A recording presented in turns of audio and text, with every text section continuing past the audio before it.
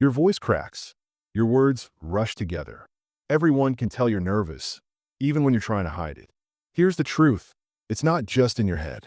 Your body is literally sabotaging your voice. And I'm about to show you exactly why this happens and the 3 physical fixes that'll change everything. Let's start with what's actually happening inside your body right now when you're nervous. Point 1, the physiology. When you're anxious about speaking, your sympathetic nervous system kicks in.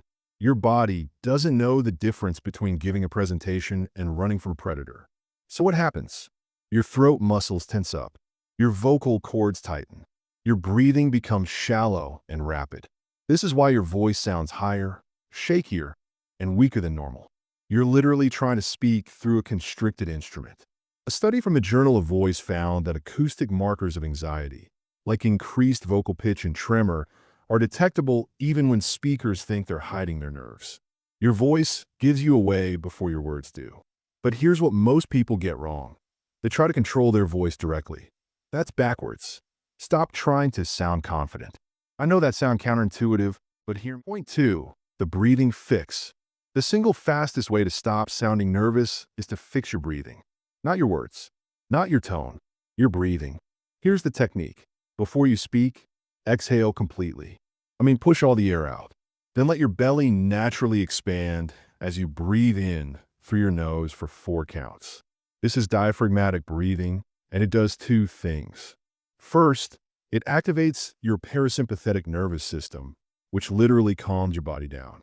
Second, it gives you the air support you need for a strong, steady voice. Try this right now. Take a full breath into your belly, and as you speak, imagine you're speaking from your stomach, not your throat. Feel the difference? That's what power sounds like. The mistake everyone makes. They take short chest breaths right before speaking. This actually increases anxiety and makes your voice weak. 3, the pace problem. Here's the second reason you sound nervous. You're speaking too fast. When you're anxious, your brain wants to get the scary thing over with, so you rush. But fast speaking makes you sound unsure and hard to follow. The fix is almost too simple. Pause. Deliberately. After every sentence or major point, stop for 1 full second. Yes, it'll feel like an eternity to you. To everyone else, it sounds confident and controlled. Watch any great speaker. Obama, Morgan Freeman. They pause constantly. Those silences give weight to their words and give them time to breathe properly. Now, there's one more thing that's probably sabotaging you, and it's not what you think. Point 4, the tension release. Your jaw and shoulders are holding massive tension right now. That tension travels straight to your vocal cords. Before speaking, do this. Roll your shoulders back 3 times. Open your mouth wide and move your jaw side to side. Hum for 5 seconds. This sounds silly, but it physically releases the tension in the muscles that control your voice. Athletes warm up before performing. Your voice is no different. Another quick trick, right before you speak, smile, even if it's fake. Research from psychological science shows that the physical act of smiling can reduce stress hormones and lower your heart rate.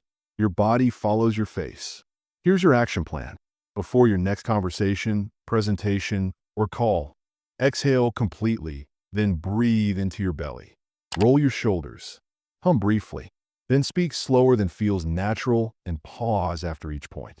Do this before every speaking situation for 2 weeks. Your nervous voice isn't a personality trait.